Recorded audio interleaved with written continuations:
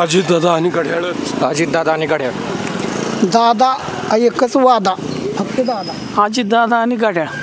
वादा नवा दादा नवा, योगेंद्र दादा पवार, तो तरी वाजवणारा माणूस. अजितदादा ओनली घड्याळ. अजितदादा फक्त. युवा नेते योगेंद्र दादा. योगेंद्र दादा. योगेंद्र दादा. योगेंद्र दादा. योगेंद्र दादा. अजितदादा. अजितदादा. भावी मुख्यमंत्री अजितदादा. अनुक्रमांक 1 महाराष्ट्रातलं लीड 1 नंबरचं आणि राष्ट्रवादी काँग्रेस घड्याळ. की गेल्या गेल्या पंचवार्षिकला 1,65,000 दादा आले होते, तर आता त्यात हमखास 10, 20, 25, 30 हजाराची भरच पडणार आहे. त्याच्यामुळं असं हे जे म्हणतात 1,75,000 आणि 1,80,000, आम्ही राजकारण सोडून दिलं. 1,85,000 दादा आलं ना, मी तुम्हाला कुठं भविष्यात राजकारणात दिसणार नाही. मी आहे बारामती तालुक्यातल्या काटेवाडीत. बारामतीच्या निवडणुकीची चर्चा पुन्हा एकदा राज्यातच नाही देशातही सुरू आहे. बारामतीत काय होणार याची चर्चा सुरू आहे. आणि जेवढी दिसते तेवढी सोपी निवडणूक ही नाही आहे. आणि राहिला विषय की विकास कामं असेल किंवा काय, तर आज जे दादा फॉर्म भरून गेल्यानंतर सांगता सभेला यायचे, त्या दादांना आज एका दिवसामध्ये 50-50 कोपरा सभा घ्याव्या लागतात. ह्याच्यातून समजून जायचं की विजय सोप्पा आहे का अवघड आहे. दादांनी कोपरा सभा किंवा गाव सभा जास्त का घेतल्या?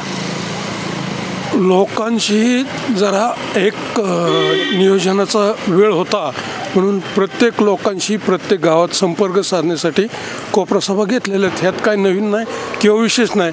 दादा नेहमी संपर्कात असतातच लोकांच्या. कनेक्टिंग वाढावं म्हणून घेतल्या? नाही, दादांना कसं आहे, लोक जेवढं जास्त लोकांमध्ये जातील दादा, तेवढं त्यांना बरं वाटतं. आणि आता जे आमच्या सरपंचांनी सांगितलं, हे 100% एकतर्फीच इलेक्शन होणार आहे. उलट आत्ता तर वातावरण असं तयार झालेलं आहे की गेल्या पंचवार्षिकला 1,65,000 दादा आले होते, तर आता त्यात हमखास 10, 20, 25, 30 हजाराची भरच पडणार आहे. 1,85,000 जातील 100%. असं कुठलंही चित्र नाही. लोकसभेला पण ह्यांनी असंच सांगितलं होतं की दरवर्षीप्रमाणेच म्हणजे त्यांचा उमेदवार होता वहिनीसाहेब, ते निवडून येतील, जास्त मतांनी येतील, लाखाच्या पुढं येतील. 1.5 लाखापेक्षा जास्त मतांनी स्वतः वहिनीसाहेब पडल्या. बारामती तालुक्यात 48,000 लीड आहे. बाकीच्या 5 तालुक्यांपेक्षा जास्त लीड ही बारामती तालुक्याने दिले. विकास वगैरे झाला आहे, पण सर्वसामान्यांपर्यंत पोहोचलेला नाही, आणि त्याचे सगळे हे परिणाम आहेत. त्याच्यामुळं असं हे जे म्हणतात 1,75,000 आणि 1,80,000, आम्ही राजकारण सोडून दिलं. 1,85,000 दादा आलं ना, मी तुम्हाला कुठं भविष्यात राजकारणात दिसणार नाही. गेली अनेक वर्ष राजकारणात आहेत, जिल्हा परिषद सदस्य होते. आपण काय सांगाल, काय परिस्थिती गेली अनेक वर्ष तुम्ही राजकारण पाहताय? हे गेल्या 4 दिवसात मी बारामती तालुक्यात एक सोशल वर्कर, एक सामाजिक कार्यकर्ता म्हणून मी संपूर्ण तालुक्यात जवळपास 30-35 गावात जाऊन आलो. अनेक लोकांशी संपर्क केला, अनेक कार्यकर्त्यांशी याच्यावर चर्चा केली, आणि त्या चर्चेच्या माध्यमातून असं लोकांच्याकडनं सांगण्यात आलं की आपण ज्या पद्धतीनं आजच्या इलेक्शनला बघतोय, गेलं इलेक्शन हे एक थोडं सहानुभूतीचं इलेक्शन होतं, आणि ह्या बारामतीचा कायम कार्यक्रम म्हणजे मतदाराचा कार्यक्रम असा ठरलेला होता की लोकसभेला सुप्रियाताईंना द्यायचं, विधानसभेला अजितदादांना द्यायचं, आणि त्या रोटेशनप्रमाणे मतदारांनी सुप्रियाताईंना मतदान केलं. सुप्रियाताई त्यांच्या जागेवर योग्य आहेत. पण आजच्या परिस्थितीत अजितदादांच्या बाजूने विचार करायला गेलं तर जवळपास माझ्या माहितीप्रमाणे अतिशय चांगलं वातावरण आहे. त्या आताच्या ह्याच्यामध्ये किती भर पडेल हे सांगता येत नाही, पण निश्चितपणे मागच्यापेक्षा आताचा आकडा जास्त होईल. कारण दादाचं विकसनशील धोरण, काम करण्याची पद्धत, जनसंपर्क, लोकांच्या मध्ये जाणं. आता कोपरा सभेच्या संदर्भातलं बोललं तर हे रोटेशन आहे. प्रत्येक वेळेला उभा राहिल्यानंतर त्यांच्याकडे ज्या वेळेला वेळ शिल्लक असतो त्या वेळेला ती जनसंपर्क करण्यासाठी प्रत्येक गावात भेट देत असतात. त्यांचं ते रोटेशन आहे, त्यांचा तो नेहमीचा कार्यक्रम आहे, आणि त्या पद्धतीनं ते तालुकाभर फिरत असतात. आता जरी असले, लोकसभेला जरी असले, विधानसभेला जरी असले, तर दादा एक प्रमुख नेता म्हणून ज्या वेळेला समाजाकडे जातात त्यावेळेला समाजामध्ये एक चांगल्या विचाराची परिभाषा तयार होती, आणि तशा पद्धतीचं या ठिकाणी वातावरण तयार होतं. आता साहेब लोकसभेला गेल्यानंतर, साहेबांच्या दिल्लीला गेल्यानंतर, सुप्रियाताई तिकडे गेल्यानंतर 30 वर्षाच्या कालखंडामध्ये जो बारामती तालुक्यामध्ये आमूलाग्र बदल झाला याचं सारं श्रेय आदरणीय दादांना जातं.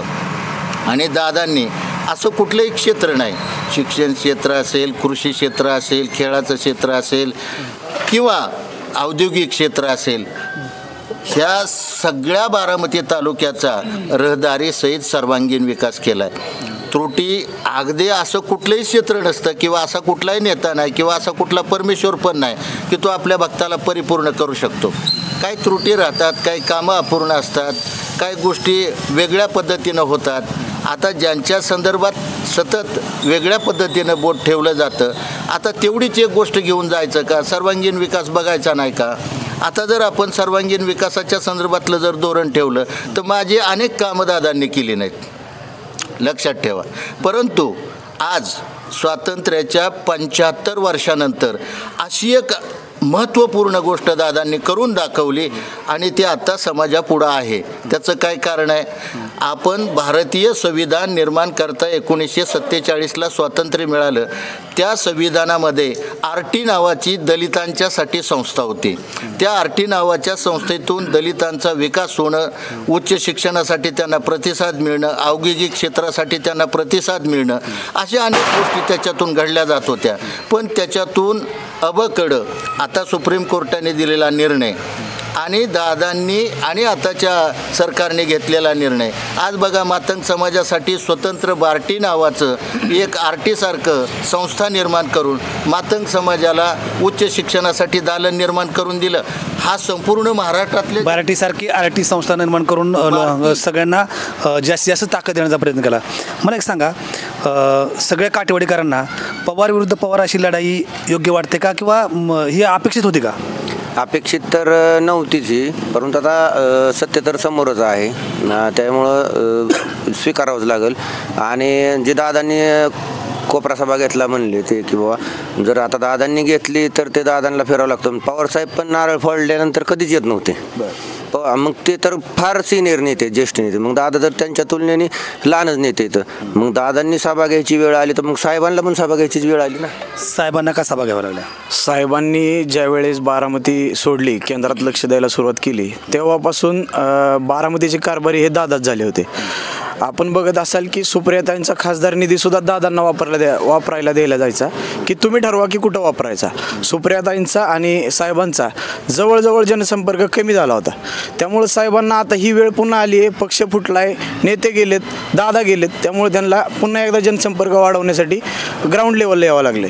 ते दादांमुळेच यावं लागले. दुसरी गोष्ट अशी की हे सर्वजण सांगतात की सर्वांगीण विकास झाला आहे, सर्वांगीण विकास झाला. आम्ही हा सर्वांगीण आणि शाश्वत विकास मानत नाही. हा फक्त एक सिटी नटवायचा कार्यक्रम झाला आहे, शहरापुरता मर्यादित आणि सजवायचा कार्यक्रम झाला आहे. आपण बघाल की बारामती इंदापूर रोडने तुम्ही येताना एका सुद्धा गावाला बस स्टँड नाही आहे. साधं एक 10 माणसं उभं राहतील, पाऊस आला, महिला उभ्या राहतील, असे सुद्धा बस स्टँड नाही आहेत. रस्ता नवीन झाल्यामुळे असेल. रस्ता नवीन झाला तर लिमटेकमध्ये लहानपणापासून मी बघतोय अजून बस स्टँड नाही. पिंपळीमध्ये मी बघतोय अजून बस स्टँड नाही. काटेवाडीत एक होतं, ते रस्त्यामुळे तुटलं, ठीक आहे, पण बाकीचे इतर गावात आहेत ना, अजून जिरायत पट्ट्यात जावं, कुठंच बस स्टँड नाही आहे का? कुठं तुम्हाला माहिती आहे का कुठं आहे? सरकारी निधीतून झालेलं एक पण नाही. एखादा महापुरुष असेल किंवा काय असेल, सामाजिक संस्था असेल, त्यांच्या मार्फतून 1-2 बस स्टँड झाले असतील. त्याचप्रमाणे विविध गावातील आपल्या स्मशानभूमी असतील, त्या ठिकाणी जर पाऊस पाण्याची मैत करायची वेळ आली तर फक्त जे आपलं प्रेत असतं तेवढ्यापुरतं मर्यादित छत आहे, इतर पाहुणे भिजतच जातात. ते सिटी नटवाईचाच कार्यक्रम केला दादांनी, असं जे आरोप होते तुम्हाला? नाही, आता ती त्यांची भूमिका ते विरोधात आहे, त्यामुळे बोलणार. पण वस्तुस्थिती काय माहिती का, सिटी सोडून सुद्धा ग्रामीण भागात तुम्ही बघा ना, आज गावात सुद्धा 10 ते 11 कोटीची पाण्याची योजना आहे. बिस्लेरीसारखं पाणी मिळते गावाला. शेतकऱ्यांसाठी 7.5 HP पर्यंत लाईट बिल माफ केलं आहे. लाडकी बहीण योजना आणली. अनेक योजना आहेत. आता द्राक्षाचे प्रश्न असू द्या किंवा कुठले प्रश्न असू द्या, ग्रामीण भागासाठी दादा ही एवढा मानसिक अधिकार, म्हणजे मानसिक हे आधार आहे की कोणीच देऊ शकत नाही. आणि सिटीसारखं म्हणलं तर आज दादांच्या संकल्पनेत IT सिटीची प्रस्तावना आहे आपल्या बारामतीमध्ये. मग IT सिटीसारखं जर पार्क या ठिकाणी येत असेल बारामतीत तर ह्याच्यापेक्षा भाग्याची गोष्ट नाही ना कुठलीच. 1 नंबर विकास आहे. काय सांगायचं? लाईट बिल आता जे आत्ता हे म्हणली तर अतिशय ते धुळफेकीत चाललेला कार्यक्रम आहे. तुम्ही लाईट बिल, तुम्हाला सांगितलं जातं की सरसकट तुमचं लाईट बिल माफ झालं, तुम्हाला 0 आले, भरायची गरज नाही. कुणाला ज्याला 0-0 आलं असेल ना त्यांनी उद्याच्याला इलेक्ट्रिक बोर्डात जायचं आणि त्याला म्हणायचं की माझ्या ह्या की माझं लाईट बिल 0-0 आलं आहे, मला ह्याचं ते बंद करायचं आहे, मला दाखला दे. ते आधी पाठीमागची बाकी काढून देतोय, ही तुमची काय 50,000 असेल 70,000 असेल ही भरा आणि मग तुम्ही बंद करा. ही तोंडी बोलणं आणि कागदोपत्री बोलणं ह्यात फरक आहे. ही फक्त करू शकतात, सर्वांना एकसारखा न्याय देऊ शकत फक्त पवारसाहेब, ही बाकीची देऊ शकत नाहीत. लाईट बिल ही फक्त दुळफेक आहे, दुसरं काही. फक्त चालू बिल लाईट त्यांनी माफ केलेलं आहे, पूर्ण पाठीमागची थकीत बिलं आहे तशीच आहेत. पण हां अहो हे विरोधक काय हो चुकीचा आरोप करतात. शून्य बिल आलेले, आता ठीक आहे तुम्ही आता अचानक आल्यामुळे दाखवत ना, शून्य बिल आलेले आणि दादांनी स्पष्ट भाषणामध्ये जाहीर केलेलं आहे इथून पाठीमागचं बिल शून्य येईल आणि इथून पुढचं बिल सुद्धा तुम्हाला माफ होणार आहे. हे केवळ विरोधकांना म्हणतात ना, कावीळ झालेल्या लोकांना सगळं पिवळं दिसतं आणि दादांचा विरोध हा फक्त विरोध करण्यासाठी विरोध आहे. शून्य बिलाची बिलं तुम्हाला दाखवतो. आता तुम्ही अचानक दौरा झाल्यामुळे तुम्हाला दाखवत नाही, पण शून्य बिल झाले नंबर 1. नंबर 2 त्यांनी सांगितले की आम्हाला दाखलं एक आचारसंहितेचे काही नियम असतात ते पाळावे लागतात.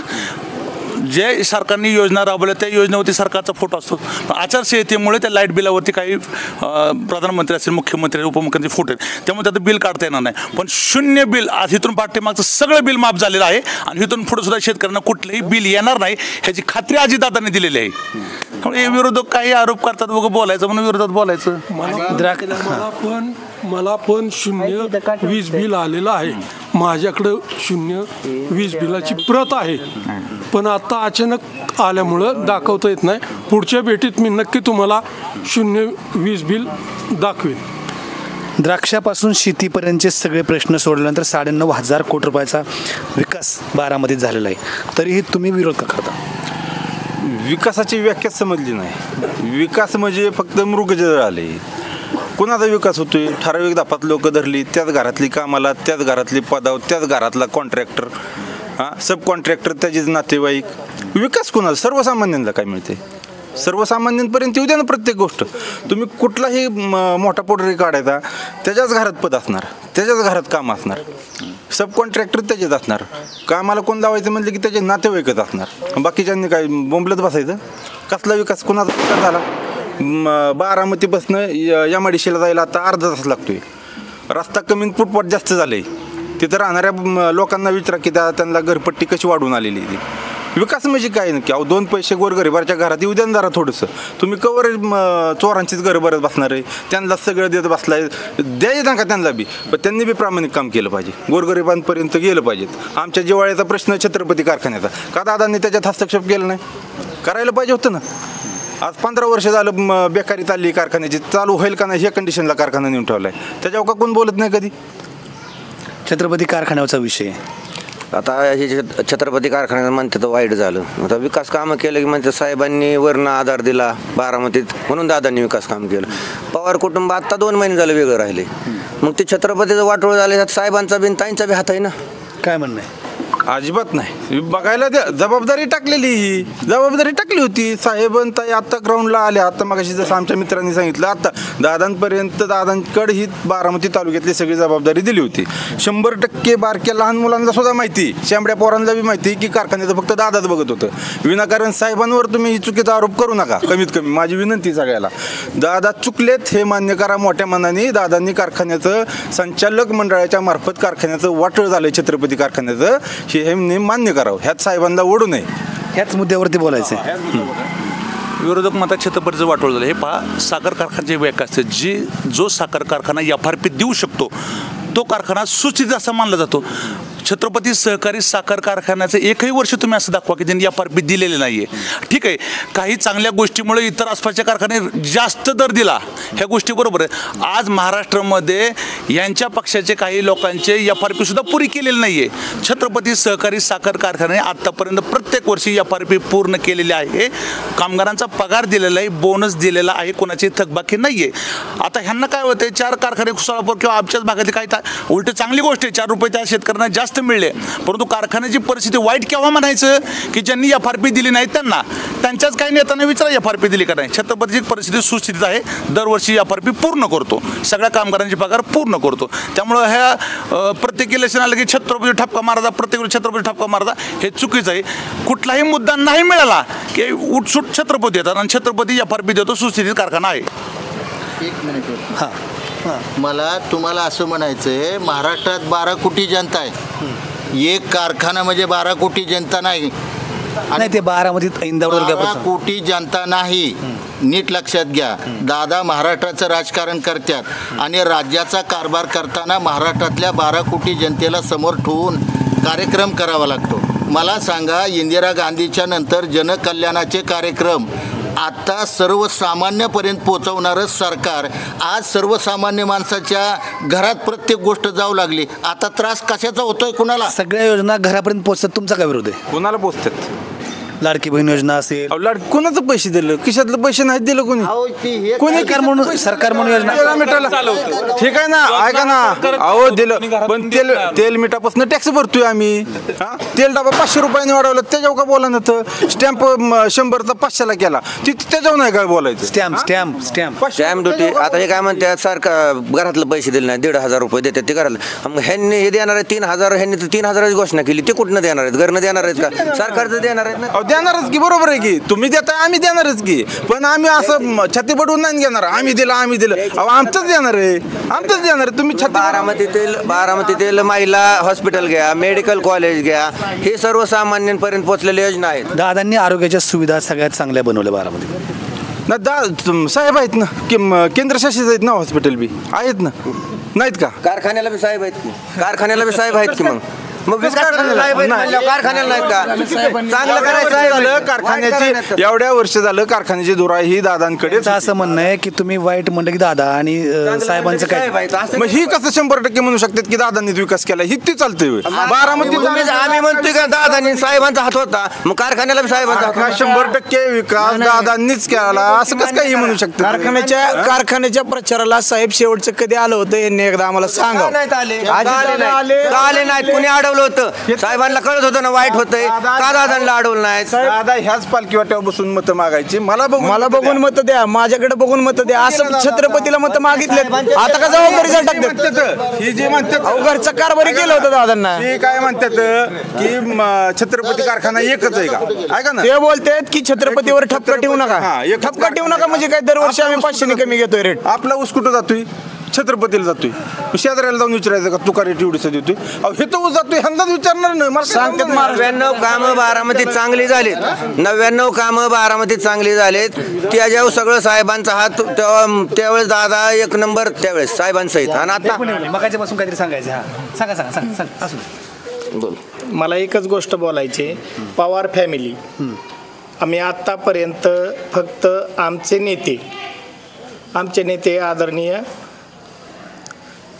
केट्याप्पा जाधव यांच्या माध्यमातून आम्ही फक्त आम्हाला फक्त एकच समजलं की बाबा पवार फॅमिली ही पूर्ण फॅमिली आहे आमच्यासाठी. आम्ही कधीही पवार फॅमिलीत भेदभाव केला नाही. पण दादांचा विकास झाला, दादांनी विकास केला नाही हे चुकीचं आहे. पटत नाही, हे चुकीचं आहे. फक्त दादांनी विकास केलायच, दादांनी वहिनींनी विकास केलायच. पण जे स्थानिक नेते असतील त्यांनी विकास थोडासा थांबवलाय. स्थानिक गावातील नेते. गावातल्या नेत्यांचा विषय. बरं, हे पहा, आता काय विरोध जे म्हणतात ना, योजना दिल्या वगैरे खिशातले, हे पहा, इथून कुठं राज्य जे सरकार जे कुठल्या योजना देतं ते काय कोणाच्या खिशातले देत नसतं. राज्य सरकार योजना राबवत असतं, ते राबवण्यासाठीच त्यांना निवडून दिलेलं असतं. हा एक महत्त्वाचा मुद्दा. आणि मी तुम्हाला सांगितलं का ना की स्थानिक मुद्दे कधी उफाळून येतात जेव्हा तुम्हाला सर्वांगीण विकास दिसतो. आता हे काय म्हणतात, कोणाचं कल्याण केलं? हे पहा, ग्रामीण भागाचे शहरी भागात लोकांच्या मूलभूत गरजा काय असतात? वीज, पाणी, रस्ते, ह्या मूलभूत गरजा आज तुम्ही तुमच्याच गावातले एक कार्यकर्ते म्हणतात की दादांनी खूप विकास कामं केले, पण स्थानिक नेत्यांनीच अडवलेलं नाही आहे कोणी. कसं असतं, गावामध्ये विकास केल्यानंतर महाराष्ट्रामध्ये बारामती लोकसभा मतदारसंघ, बारामती विधानसभा मतदारसंघ एकमेव असा मतदारसंघ आहे की प्रत्येक गावातल्या विकास कामामध्ये दादाचं स्वतःचं लक्ष असतं. आपण पाहिलं असेल, दादा कुठलेही जनता दरबार सुरू करायच्या अगोदर पूर्ण तालुक्यात जेवढी विकास कामे त्याचा राऊंड पूर्ण करतं, सगळ्यांना व्यवस्थित सूचना देतं. आता काही छोट्या मोठ्या गोष्टीची मतभेद असेल त्याचा ठपका दाबदा ठेवणं चुकीचं आहे. दादाचं कर्तव्य पार पाडायचं, दादा कामावर लक्ष ठेवतं, पूर्ण आढावा घेतं. त्यामुळे दादांच्या विषयी दादा निधी देतात आणि परत तुम्ही त्यांचा अजून मग दादा निवडून काय प्रत्येक कामावर हात काठी घेऊन थांबायचं का? मला एक गोष्ट बोलायची प्राधान्याने. की आत्ता इलेक्शन आहे विधानसभेचं. महाराष्ट्र सरकार आपल्याला कुठलं पाहिजे, ह्या गेल्या महाराष्ट्र सरकारने काय कामं केली, काय कामं केली नाहीत ह्या विषयावर बोललं पाहिजे.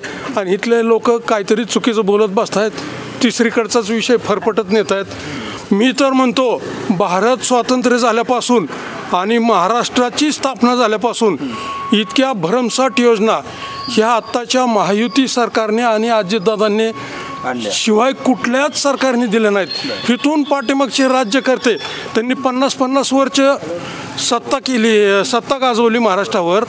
प्रत्येक पक्ष राज्यकर्ते तुमचेच होते. प्रत्येक पक्षाने महाराष्ट्रावर सत्ता केली, पण फक्त म्हणत होते की भरू नका लाईट बिल, भरू नका लाईट बिल, आम्ही माफ करू. पण कुणाच्यात धमक नव्हती. ती धमक फक्त लाईट बिल माफ करायची धमक फक्त अजितदादा आणि महायुती सरकारमध्ये दिसून आली. पण दादा तर गेली 30 वर्ष आहेतच ना सत्तेमध्ये. पण आता तशी त्यांना संधी नसेल. आता त्यांना संधी मिळाली. त्यांच्याकडं अर्थसंकल्पाची त्यांच्याकडे 10 वर्षाचा अनुभव आहे. त्यांच्याकडे त्या सगळ्या योजना आहेत की ह्या योजनेसाठी 15,000 कोटी, त्या योजनेसाठी 45,000 कोटी, असं सगळा त्यांच्याकडे आराखडा आहे. एकच मुद्दा तो पुन्हा त्यांचा की दादांनी कामं मंजूर करून आणायची, ती कामं करायची की नाही ती यंत्रणा ठरवायचं. प्रत्येक ठिकाणी दादांना तुम्ही दोष कसा काय देऊ शकता? आत्ता जे धनेश बिशेंनी जी मुद्दा मांडला होता की स्थानिक नेते सर्वसामान्यांपर्यंत योजनेचा लाभ घेऊन देत नाहीत व्यवस्थितरित्या, अतिशय योग्य आहेत. आज तुम्ही दादांची भाषणं ऐका, प्रत्येक गावात हीच बोंब झाली. प्रत्येक गावात दादांना सांगायला लागतं की गाव पुढेऱ्यांचा राग माझ्यावर काढू नका. हे का सांगायला लागतंय? कशामुळे? काहीतरी दादांना जाणवलं असेल ना. धनेश बिशे म्हणजे ते अतिशय योग्य. प्रत्येक ठिकाणी आज असंच झालेलं आहे. लोकसभेपासून जी शब्द प्रचलित झाला आहे मलिदे गँग, आणि त्याच्यामुळे हा सगळा राडा झालेला आहे तुम्हाला सांगतो. आणि दुसरा तो कामचा असं आहे की दादांनी पवारसाहेबांची ह्या वयात साथ सोडायला नको होती. शेवटी कसं आहे, ज्यांनी घडवलंय त्यांना सोडून तुम्हाला असं काय प्रचार, तुम्हाला सगळाच विकास झाला 100% तुमचा, मग कसा आहे बंद सोडून गेला? अजून काय विकास करायचा राहिला होता? कशासाठी गेला होता? दोन मुद्दे, एक मलिदा गँग आणि दुसरा साहेबांची साथ सोडली. बरं, आता साहेबांची साथ सोडा. साहेब पवारसाहेब काय म्हणले सोप्याच्या सभेत की मी आता निवृत्त होणार आहे. आणि मागच्या 3 महिन्यापूर्वी साहेब स्वतः म्हणले होते की मी निवृत्त होणार आहे. मग त्याला स्वतः म्हणले होते ते दादांनी त्याला दुजोरा दिला. तर तिथं फार मोठा आकडतांडव झालं. दादा का मागं लागलेत राजीनाम्याचे. मग असं काय 3 महिने झाले की तुम्ही आता लगेच राजीनामा द्यायला तयार होत आहे, म्हणजे निवृत्त व्हायला तयार होत आहे. मग दादा फक्त दादांनाच बाजूला काढत होतं का तुम्हाला? ह्यांनीच बाजूला काढले दादांना. त्यांचं म्हणणं दादांनी साथ सोडली कशी? ते काय म्हणले, ते स्वतः रिटायर व्हायचे साहेब म्हणले ते स्वतः. मग दादांनी त्याला मग तुम्ही रिटायर व्हायचे, ठीक आहे, आम्हाला आशीर्वाद द्या, आम्ही काम करतो तुमच्या मार्गदर्शनाखाली. मग ह्या दादा कुठं वेगळं होत होते? 1 मिनिट. आणि मलिदा गँगचा विषय, मलिदा गँग ही आता 2 महिने तयार नाही झाली. पवार साहेब हे सगळे आम्ही एकत्र असतानाच झाली ना. मग त्यामुळं त्यावेळेस सगळे एकत्र होते, सगळेच एकत्र होते. मग मलिदा गँग 2 महिन्यात नाही झाली. त्यामुळे हे मलिदा गँग व्हायला पवार साहेब बी आहेत, ताई बी आहेत आणि दादा बी आहेत. मलिदा गँग व्हायला सगळेजण कारणीभूत, ताई साहेब दादा सगळे. अशा पद्धती आता कॉन्ट्रॅक्ट बेसवर चाललेलं झाले. साहेबांच्या काळात अशा पद्धतीने तीच लोक तीच आणि नको असणारी चेहरे, नको असणारी. साहेबांच्या काळामध्ये विकासच एवढा झाला नाही, त्याच्यामुळे ती गँग तयार होणंच हे नव्हतं ना. ह्या 30 वर्षामध्ये जो बारामतीचा कायापलट झालाय तो सगळ्यांच्या डोळ्यासमोर आहे. विरोधकांनी जो चष्मा घातलाय ना, त्यातून त्यांना दिसतच नाहीये की हा विकास झालेला. चष्मा काढून काया पालट झाला. कोणाचा झाला? मलिदा गँगचा झाला. काय त्यांचे नातेवाईक असतील, बोलू द्या ना, मला बोलू द्या, नाही तर मी पण बोलील मध्ये परत. काया पालट कोणाचा झाला? जे कॉन्ट्रॅक्ट घेतात त्याचाच, जे मोठ्या पदावर येतात त्याच्याच घरातली कामाला, त्याच्याच घरातली सब कॉन्ट्रॅक्टर सगळी तिथंच. धनेश बिशे म्हणले त्या पद्धतीने सर्वसामान्य मेलाय आज, तुम्हाला स्पष्ट सांगतो. आणि साहेबांची दादांना बाहेर काढलेलं नाही. साहेब खरोखर साहेबांचा मान असता तर पक्षचिन्ह घेतलं नसतं दादांनी. पक्षचिन्ह घेतलं, ह्यातनं दादांना साहेबांबद्दलची आपुलकी किती हे समजतं. जर दादांना मलिदा गँग मान्य नसती, दादांना जर असं काय वाटत नसतं, तर लोकसभेच्या इलेक्शन नंतर, रिझल्ट नंतर दादांनी सर्व त्यांच्या पदाधिकाऱ्यांचे राजीनामे घेतलेच नसते. अख्ख्या तालुक्याची बॉडी त्यांनी राजीनामे घेतलेत मागून. कुठल्या पदाधिकाऱ्यांनी स्वतःहून राजीनामा दिलेला नाही. ज्या पदाधिकाऱ्यांनी आजपर्यंत स्वतःसाठी कॉन्ट्रॅक्ट, स्वतःच्याच घरात कॉन्ट्रॅक्ट, स्वतःचीच पोरं कामाला, ही प्रकार चालवला होता, त्यामुळे दादांना जो लोकसभेला फटका बसलाय त्याचाच परिणाम आज भोगतात की सर्वांचं पदाधिकाऱ्यांचा राजीनामा घ्यायचं, तुम्ही जरा दडपून राहा, नवीन पदाधिकारी उभा करू, अशा प्रकारचं काम चाललंय. त्याशिवाय उपजर येऊ शकत नाहीत. काय म्हणत मलिदा गँगच्या यांचा अर्थ आहे ना ते वेगळा मी पद्धतीने सांगतो. खाल्लाय आम्ही मलिदा पण कशाचा मलिदा खाल्लाय? आम्हाला एवढ्या मोठ्या 12 कोटीच्या योजना आणल्या त्यात मलिदा खाल्लाय आम्ही. आम्हाला आरोग्य सेवा 10 रुपयात मिळते, अगदी सीझरपासून डिलिव्हरीपासून मोफत मिळते. आम्ही खाल्लाय मलिदा. ह्याच्यात काय आहे? दादांनी 5 वर्षात 9,000 कोटीचा निधी आणला. ते कार्यकर्त्यांचं नाही किंवा लोकांचं नाही, ठेकेदारांचं म्हणतात. सर्वसामान्य आता शेवटी त्यांचा, पण शेवटी ती मलिदा गँग त्यांचा अर्थ वेगळा आहे, आमचा अर्थ वेगळा आहे. कारण आम्हाला मलिदा जे मिळतोय ते आम्हाला विकासातून मिळतोय आम्हाला, हा आमचा अर्थ आहे मलिदा गँगचा. आणि एवढे 5 वर्षात 9,000 कोटीची कामं, शेवटी कॉन्ट्रॅक्टदार वाढणार हे येणार. कारण एवढं मोठं अख्ख्या महाराष्ट्रात दादाचं उदाहरण देतात की मला निवडून द्या, आम्ही बारामती करू. आणि दुसरी गोष्ट इथून पुढे हे विरोधक सुद्धा मान्य करणार आहेत, करतात आतल्या आवाजात की दादा मुख्यमंत्री व्हायला पाहिजेत. आम्हाला सुद्धा अभिमानाने आनंद होणार आहे. आणि आमची इच्छा काटेवाडीकरांची की येणाऱ्या 23 तारखेनंतर दादा किंग मेकर असणार आहे, दादा मुख्यमंत्रीच राहणार आहेत. ह्यात काय आमचं त्रिमात्र शक्का नाही, कारण दादा त्या ह्याच्यावरच आहेत आता सध्या. हे बघा, बारामती तालुका हा पहिल्यापासून पाठीमागच्या 60 वर्षापासून पवारसाहेबांच्या पाठीमागे खंबीरपणे उभा राहिलेला आहे. आणि त्याची सुरूप म्हणा किंवा त्याचं जे काही पवारसाहेबांच्या खंबीरपणे पाठीमागे उभं राहण्याचं कारण होतं ते आताच तुम्ही लोकसभेला बघितलं. जे लोकसभेला 1.5 लाख रुपये 1.5 लाखांनी निवडून येण्याच्या गप्पा मारत होते तेच आज 1.5 लाखांनी पराभूत झालेत. काय आणि ही बारामतीची जनता पवारसाहेबांच्या पाठीमागे खंबीरपणे उभा होती, राहिलेली आहे आणि भविष्यकाळातही राहणार आहे. पवारसाहेबांनी जो उमेदवार दिलेला आहे त्या उमेदवाराला निवडून आणण्याचं काम बारामती तालुक्याने केलेलं आहे. त्यामुळे येणाऱ्या विधानसभेच्या काळात लोकसभेप्रमाणे जशा सुप्रियाताई 1.5 लाखाच्या मताधिक्याने निवडून आल्या त्याच पद्धतीने येणाऱ्या विधानसभेच्या निवडणुकीमध्ये सुद्धा पवारसाहेबांनी जो उमेदवार दिलेला आहे योगेंद्रदादा पवार तेही निवडून नक्कीच येतील. आता हे जे म्हणले अजितदादा मुख्यमंत्री होतील वगैरे, पवार साहेबांबरोबर राहिले असते तर सगळ्यात मोठी संधी आत्ता होती. पण आता कसं असतं, माणूस गेल्यानंतर पर्याय तयार होतात. तसे आमच्या पक्षाकडे आता 2 पर्याय ऑलरेडी तयार झालेले आहेत. एक आहे ज्येष्ठ द्यायचे असतील तर जयंत पाटील, आणि तरुण तडफदार द्यायचे असतील तर आदरणीय रोहितदादा पवार अतिशय योग्य उमेदवार आहेत. आम्हाला वाटतं उलट पवार साहेबांबरोबर दादा इतके दिवस होते त्याच वेळेस मुख्यमंत्री व्हायला पाहिजे होतं. आता उलट असं वाटतंय की पवार साहेबांपासून वेगळे झालेत तर दादांना मुख्यमंत्री व्हायची संधी आत्ता. दादा त्यावेळेस आत्ता किंग मेकरच्या भूमिकेत आहेत दादा, आणि त्यावेळेस दादांना 2004 साली मुख्यमंत्री पदाची संधी होती. त्यावेळेस पवार साहेबांच्या आग्रहाखातर दादांना मुख्यमंत्री होता आलं नाही. उलट आता दादा फ्रीडम आहे दादांना, दादा मुख्यमंत्री होऊ शकतात.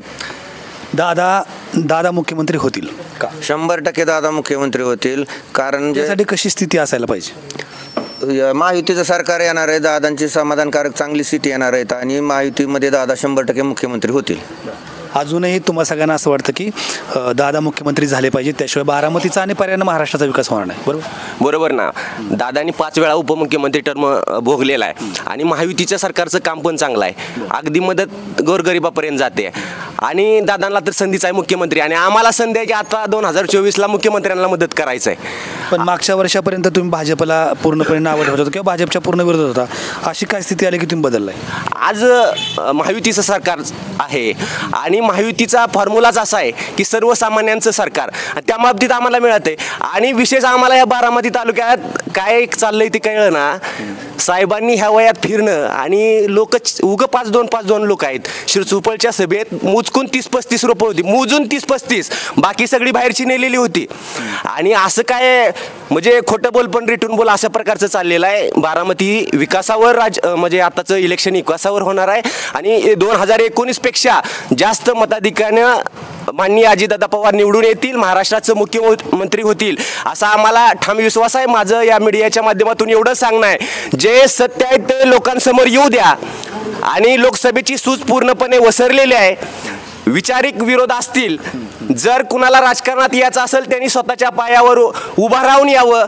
उगाच आजोबाला पुढं करून सहानुभूती मिळवू नये. धमक असेल तर येणाऱ्या जेडपी पंचायत समितीला लढ म्हणावं. आमच्यासारखे कार्यकर्ते विरोधात उभे राहतील, त्यांच्याबरोबर निवडून या. अजितदादासारख्या परकड माणसाला राज्याचा मुख्यमंत्री होण्याची आता तयारी झाली आहे. देवगिरीचं सामान आता वर्षाव जायला निघालंय. 20 तारखेच्या इलेक्शन नंतर 23च्या नंतर आम्ही मुख्यमंत्र्यांची शपथ म्हणून काठेवाडी त्यांचा आवाज महाराष्ट्रात बघू आणि त्यांना पण आवर्जून निमंत्रण देऊ की कुणी बी येऊन कुणा आमच्या दादाच्या विरोधात उभा राहू नका. बारामतीचा एकच दादा आहे, अजित दादा. आणि काटेवाडीकरांचं ठरलंय की पाठीमागच्या पेक्षा 3000च्या वर मताधिक्य आम्ही काटेवाडीतून देणार आहे, ही आमची भूमिका आहे.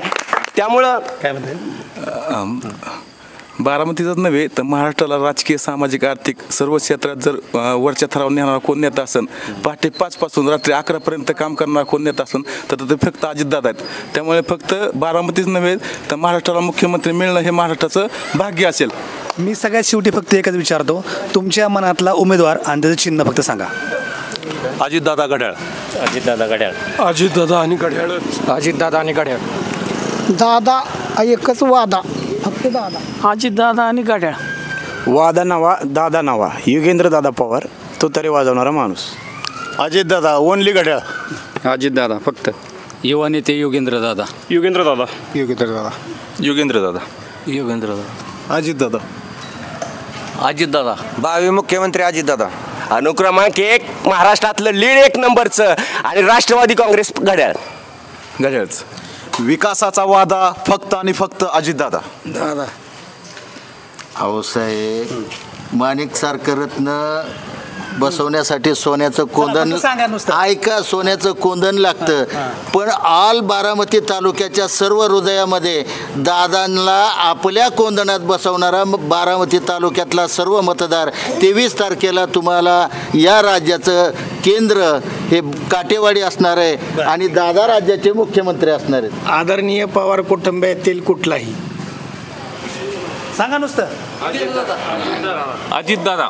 अजितदादा. एकंदरीत बारामतीच्या काटेवाडीतला हा नूर आपण पाहतोय की जो लोकसभेच्या वेळेचा वेगळा आणि विधानसभेच्या वेळेचा वेगळा असतोय. अजूनही खूप लोक आहेत पण त्यांना विचारण्यापेक्षा इथल्या बसलेल्या लोकांमध्येच हा नूर दिसतोय. साधारणपणे काटेवाडीतलं काय चित्र आहे.